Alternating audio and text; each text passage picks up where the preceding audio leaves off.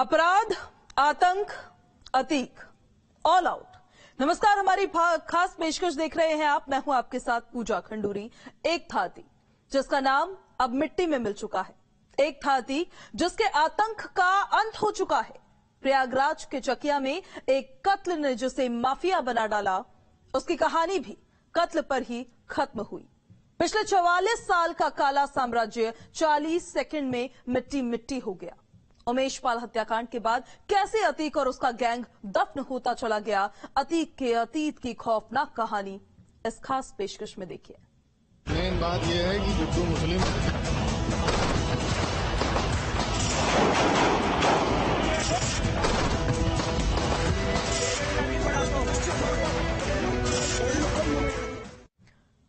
UP का don mafia पिछले 44 सालों से अपराध से अपना दबदबा बनाने वाले अतीक का अंत हो चुका है। उसी प्रयागराज में जहां कभी खौफ का दूसरा नाम होता था अतीक, जिस प्रयागराज में उसने जुर्म से अपना वर्चस्व कायम किया, वहीं उसकी कब्र खोदी गई। गली के गुंडे से कैसे यूपी का सबसे बड़ा माफिया बन गया अतीक, इस रिपोर्ट में देखिए। एक गोली जिसने बनाया माफिया, एक गोली जिससे हुआ खात्मा। मेन बात यह है कि गुड्डू मुस्लिम 44 साल का काला साम्राज्य 40 सेकंड में मिट्टी मिट्टी। अपराध, आतंक, Atiq, all out.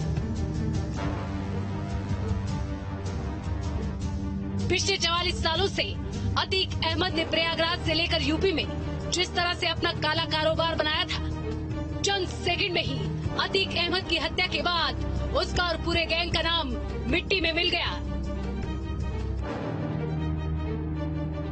Atiq Ahmad mafia don, Shaista Parveen Atiq की पत्नी, अशरफ अतीक का भाई, असद बेटा, उमर बेटा, अली अतीक का बेटा। प्रयागराज में 15 अप्रैल की रात अतीक अहमद और उसके भाई अशरफ की हत्या कर दी गई। मेन बात यह है कि गुड्डू मुस्लिम उसका बेटा असद और शूटर गुलाम एनकाउंटर में मारे गए। अतीक की पत्नी शाइस्ता उमेश पाल हत्याकांड के बाद से फरार है। अतीक के 2 बेटे जेल में बंद हैं। ये बाहुबली अतीक अहमद का पूरा परिवार है, जिसका लगभग खात्मा हो चुका है। किसी को जान से मारना अतीक अहमद के लिए कोई बड़ी बात नहीं थी, लेकिन एक हत्या जिसने अतीक को सबसे बड़ा माफिया डॉन बनाया था, उसके अपराध की शुरुआत कैसे हुई, उसके लिए अतीक के अतीत में जाना होगा। 44 साल पहले, साल 1989, चकिया में पहली वारदात। प्रयागराज के चकिया मोहल्ले के एक तांगे वाले का बेटा था अतीक अहमद, जिसने कम उम्र में ही जरायम की दुनिया में कदम रख दिया था। 10वीं में फेल होने के बाद अतीक पूरी तरह से अपराध की दुनिया में एक्टिव हो गया। शुरुआत में चकिया और उसके आसपास के इलाकों में अतीक ने दबदबा और खौफ बढ़ाया, रंगदारी वसूलना शुरू किया, लेकिन एक कत्ल ने अतीक अहमद को डॉन बना दिया। 17 साल की उम्र में अतीक पर चांद बाबा की हत्या का पहला आरोप लगा। दरअसल 1980 के दशक में चांद बाबा ने आतंक फैला रखा था। अतीक अहमद का गैंगस्टर चांद बाबा से टकराव शुरू हो गया। चांद बाबा और अतीक के गिरोह के बीच अक्सर चाकू, पत्थर और बम चलने लगे थे। अतीक अहमद और चांद बाबा ने 1989 में इलाहाबाद वेस्ट सीट से विधानसभा चुनाव भी लड़ा, जिसमें अतीक विधायक बन गया। अतीक की जीत के कुछ महीनों बाद ही इस गैंग ने चांद बाबा की बेरहमी से हत्या कर दी। चकिया मोहल्ला है और उसके आसपास चौक का इलाका है, कुछ धूमनगंज का इलाका है। उस एरिया में चांद बाबा का अच्छा खासा दबदबा था, विशेष रूप से नगर निगम के जो चुनाव होते थे सभासद के, पार्षद के, तो उसमें उसका विशेष दबदबा रहता था, प्रभुत्व रहता था कि जहां वो खड़ा हो जाए उसको जीत हो जाती थी। तो अतीक को ये बात नहीं मंजूर हुई। स्वाभाविक अतीक को लगा कि अगर जब तक चांद बाबा का वर्चस्व नहीं हम खत्म करेंगे, तब तक इस एरिया के लीडर हम नहीं बन पाएंगे। एक गैंगस्टर का अंत हुआ तो माफिया अतीक अहमद के अपराधों का सिलसिला शुरू हो गया था। एक के बाद एक हत्या, किडनैपिंग जैसे कई अपराधों को वो अंजाम देता रहा। रंगदारी, उगाही, धमकी, जमीन पर कब्जा करना उसका रोज का काम हो गया था। उस वक्त अतीक के सामने कोई खड़ा होने वाला नहीं था और फिर जुर्म की दुनिया में बड़ा नाम बन चुके अतीक ने सियासी मैदान में भी उतरने की ठान ली। साल 1989 अतीक अहमद पहली बार विधायक बना था। लगातार 5 बार विधायक चुना गया। साल 1991 और 1993 का चुनाव निर्दलीय जीता था। 1996 में समाजवादी पार्टी के टिकट पर लड़ा। माफिया अतीक के राजनीतिक रिश्ते मजबूत हो गए थे। इसी रसूख के दम पर उसने यूपी में सालों तक अपना खौफ बनाए रखा। उसने प्रयागराज समेत यूपी के कई हिस्सों में न सिर्फ अपनी प्रॉपर्टी बनाई, न सिर्फ अवैध कब्जे किए, बल्कि रंजिश में कई हत्याकांड को भी अंजाम दिया था। साल 2005 राजूपाल की हत्या, ये वो हत्याकांड था जिसके बाद अतीक अहमद ने यूपी पुलिस को खुली चुनौती दे दी थी। राजूपाल हत्याकांड के पीछे सबसे बड़ी वजह थी चुनावी रंजिश। 2004 में एसपी के टिकट पर फूलपुर सीट से वो सांसद बना था। इलाहाबाद पश्चिम सीट पर अपने भाई अशरफ को उतारा। राजूपाल ने उसे 4000 वोटों से हरा दिया था।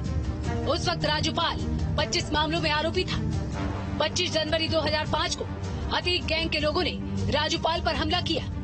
घायल राजूपाल के समर्थकों ने उसे अस्पताल ले जाने की कोशिश की, लेकिन अतीक के शूटरों ने करीब 5 किलोमीटर तक उसका पीछा किया। राजूपाल के शरीर में 19 गोलियां दागी गई थी। सबसे बड़ा जिसके कारण वो चर्चा में अतीक आया था वो था कि विधायक, सिटिंग विधायक राजूपाल जो बसपा का विधायक था, तो उसको दौड़ा दौड़ा के 5 किलोमीटर तक, जैसे फिल्मों में शूटिंग होती है, गाड़ियों की दौड़ मचती है, और दौड़ा के बंदूकों, गोलियों से, रिवाल्वर से, पिस्टल, बढ़िया से बढ़िया औजार लेकर उसको मारा गया।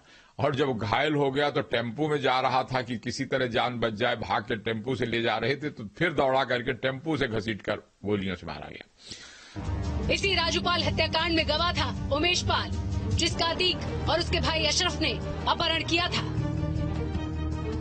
लेकिन उमेश पाल लगातार उसके निशाने पर था। 24 फरवरी 2023 उमेश पाल की हत्या। इसी हत्याकांड के बाद माफिया अतीक अहमद और उसका पूरा परिवार शिकंजे में आ गया। माफिया अतीक और उसके भाई अशरफ ने पहले उमेश पाल का अपहरण किया था। फिर 24 फरवरी को अतीक के बेटे असद ने दिन दहाड़े उमेश पाल को गोलियों से छलनी कर दिया। असद और अतीक के शूटर गुलाम ने उमेश पाल के घर में ताबड़तोड़ फायरिंग की थी। जिन गोलियों से खेलने का शौक अतीक और उसका पूरा परिवार रखता था, जिस बंदूक की नोक पर माफिया डॉन बनकर अतीक इतने सालों तक राज करता रहा, उसी बंदूक के निशाने पर जब अतीक और उसके गैंग के लोग आए तो कोई बच नहीं सका। देखिए, उमेश पाल हत्याकांड अतीक अहमद की ताबूत की आखिरी कील साबित हुआ। अपराध के एक बहुत बड़े अध्याय का समापन 2 महीने से भी कम वक्त में हो गया। हालांकि अतीक ने पूरी जिंदगी भर दहशतगर्दी की, अपराध के ऐसे कृत्य किए जिसकी मिसाल पूरे हिंदुस्तान में नहीं मिलती है। असद और अतीक का शूटर गुलाम पुलिस के एनकाउंटर में ढेर हो गए। इसी हत्याकांड को लेकर अतीक अहमद को साबरमती जेल और उसके भाई अशरफ को बरेली जेल से प्रयागराज लाया गया था। लेकिन अतीक को भी इस बात का अंदाजा नहीं रहा होगा कि जिस प्रयागराज में उसने सबसे पहला खूनी खेल खेला था, जिस प्रयागराज की जमीन पर वो एक मामूली गुंडे से बाहुबली बना था, जिस गोली ने उसे माफिया बनाया था, उसी प्रयागराज में ही रंजिश, गोलीबाजी, उसके खून का कतरा कतरा बहाकर उसे भी मिट्टी में मिला देगी।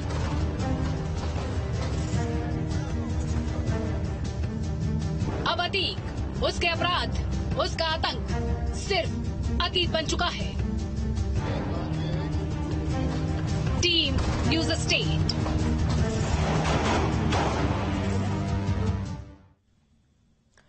सत्रह साल की उम्र में हत्या, 5 बार विधायक और 1 बार का सांसद। इसी रसूख के चलते प्रयागराज में उसके नाम से ही लोग कांपने लगते थे। बाहुबली माफिया बनने के लिए उसने इतने अपराध किए जिनकी फेहरिस्त बहुत लंबी है। जमीन हड़पने के लिए अतीक किसी भी हद तक जा सकता था। प्रयागराज में उसने कैसे लोगों पर जुल्म किए, उसके अपराध की एक खौफनाक दास्तान इस रिपोर्ट में सुनिए। मेन बात यह है कि गुड्डू मुस्लिम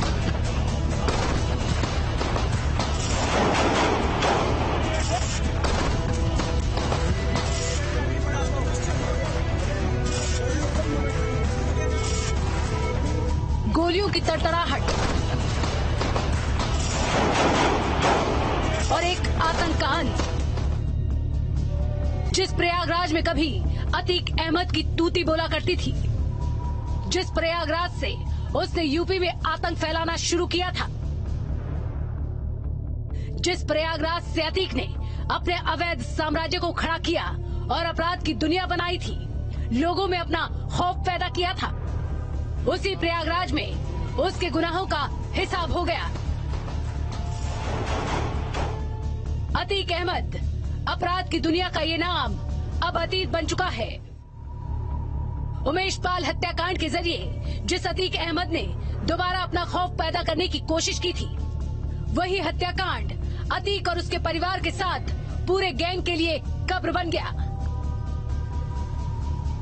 पहले बेटे असद का एनकाउंटर, अतीक का गुर्गा गुलाम भी ढेर, उसके ठीक 2 दिन बाद दुर्दांत अपराधी भी मिट्टी मिट्टी हो गया। यूपी का वो डॉन माफिया जिसके काले कारनामों का चिट्ठा भी खून से सना हुआ है, बेशकीमती जमीन को हथियाने के लिए कभी किसी का किडनैप करवाया, कभी किसी को गोली से मरवा दिया। एक कहानी उसी वक्त की है जब अपराध की दुनिया में अतीक ने अपना कदम रखा था। पीड़ित की जुबानी सिलसिलेवार सुनिए अतीक के जुल्मों की दास्तान। ये प्रयागराज के धूमनगंज थाना क्षेत्र के जलवा की रहने वाली 60 साल की जयश्री उर्फ सूरजकली है। कहानी को बताइए कि किस तरह से आपके ये लड़ाई चलती रही अतीक से, क्या गुनाह आपने कर दिया था या किसकी सजा मिली आपको?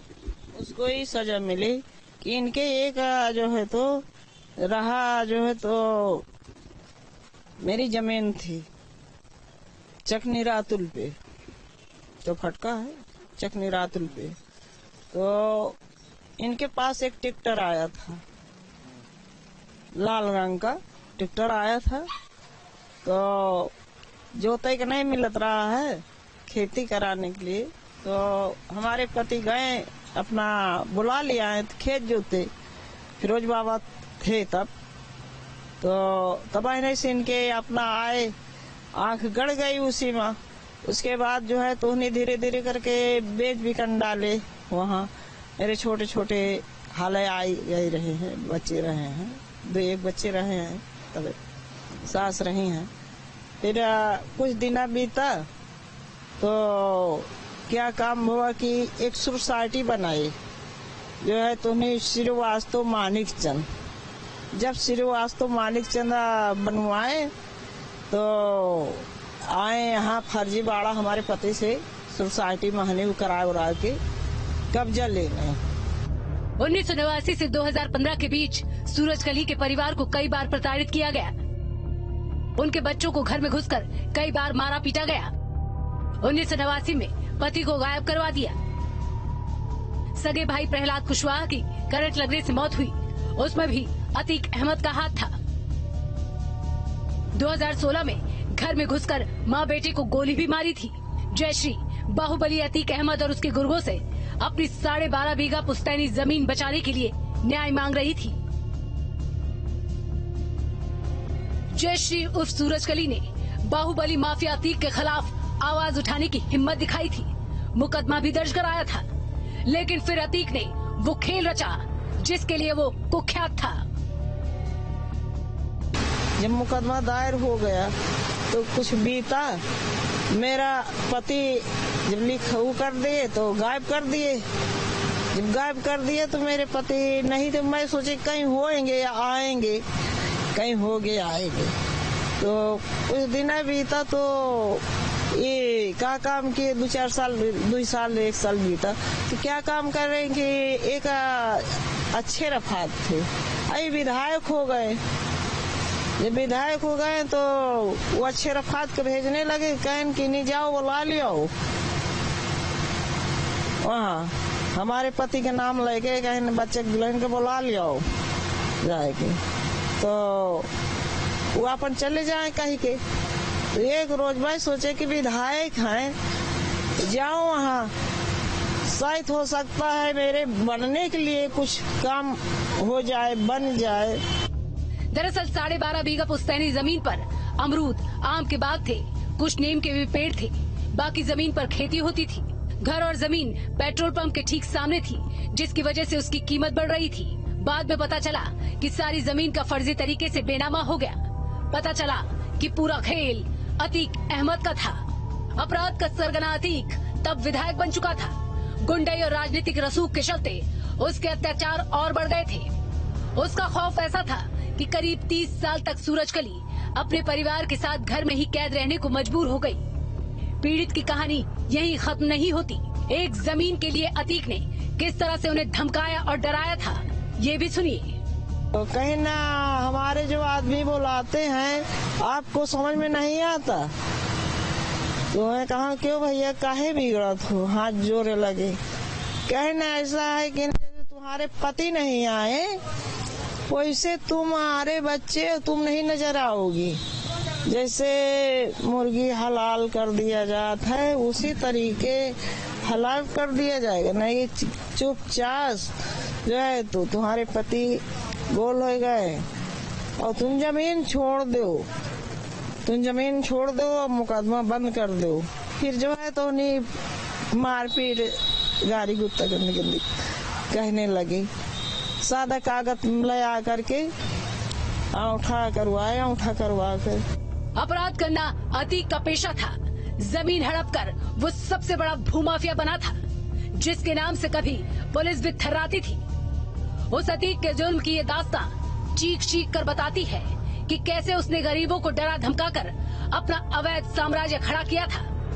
अतीक के जुल्मों की शिकार सूरजकली बताती है कि अतीक अहमद और उसके गुरुओं के खिलाफ पति को गायब करने, जमीन का फर्जी कागज बनाने का प्रार्थना पत्र धूमनगंज थाने पर दिया था।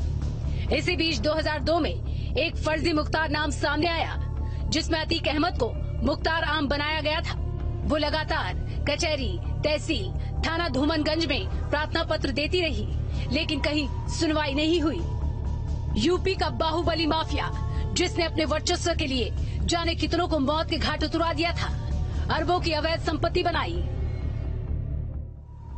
उस पर हत्या का प्रयास, किडनैपिंग समेत 100 से ज्यादा मुकदमे दर्ज थे। लेकिन पाप का घड़ा जब फूटा तो खुद अतीक खून से लथपथ जमीन पर ढेर हो गया। जिसकी जैसी कर्म वैसे ही भोगेगा। हम करे जो बोएंगे हम वही काटेंगे, और जे दूसर को न बोएगा।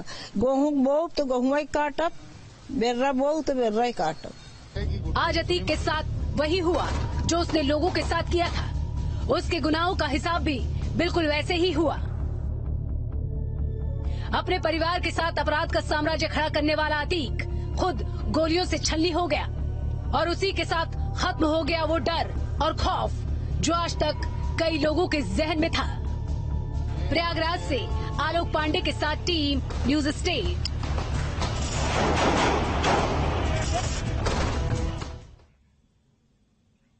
और यहाँ